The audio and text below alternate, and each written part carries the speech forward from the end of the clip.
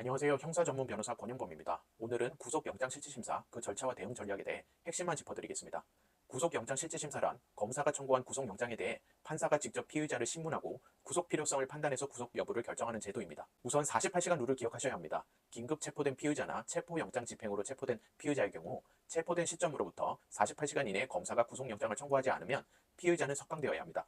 청구 자체가 48시간 내에 이루어져야 합니다. 사전 구속영장의 경우 조금 절차가 달라집니다. 체포 없이 구속영장을 청구하는 경우인데요. 이때는 판사가 피의자를 죄를 범하였다고 의심할 만한 이유가 있는 경우에 구인을 위한 구속영장을 발부해서 피의자를 구인한 후 신문하게 됩니다.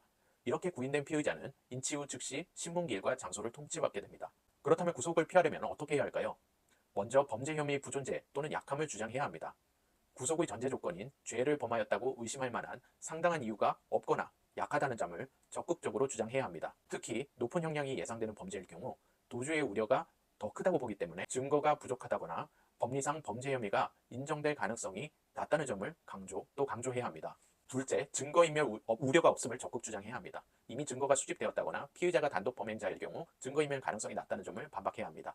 셋째, 도주의 우려가 없음을 설명해야 합니다. 피의자가 고정된 주거지를 가지고 있고 안정적인 직업에 종사하고 있으며 가족과 사회적 유대관계를 가지고 있어 도주 가능성이 낮다는 점을 강조해야 합니다. 넷째, 피의자의 개인 사정을 호소할 필요도 있습니다. 예를 들어 범행 동기에 불가피한 상황이 있었다거나 피해자에게 사과 합의 노력을 하고 있다면 이러한 점을 진술서나 의견에 담아내야 합니다. 또 상대적으로 드물긴 하나 구속 절차 자체 위법이 있다면 이 또한 반드시 짚고 넘어가야 합니다. 다섯째, 신문시 태도를 신경 써야 합니다. 진지하고 차분한 태도로 임하되 과도한 감정 표현은 자제해야 합니다. 판사의 질문에 명확하고 간결하게 답변하는 게 중요합니다. 마지막으로 변호인을 조기에 선임해 대응 전략을 세우는 것이 중요합니다. 신문 당일에 변호인 조력이 없는 경우 법원이 국선 변호인을 선정해주기도 하지만 사전에 충분한 접견과 준비가 되어 있지 않으면 실질적인 방어권 행사가 어려워집니다. 그럼에도 만약 구속영장이 발부된다면 추후에 구속적부 심사나 보석 청구를 고려할 수 있습니다. 구속기간은 수사 단계에서 사경 단계 10일, 검사 단계 10일, 검사의 신청에 의한 1회 연장 10일로 최장 30일이며 기소 후에는 구속기간이 2개월이고 신급마다 2개월 단위로 2회에 하나여 갱신할 수 있습니다.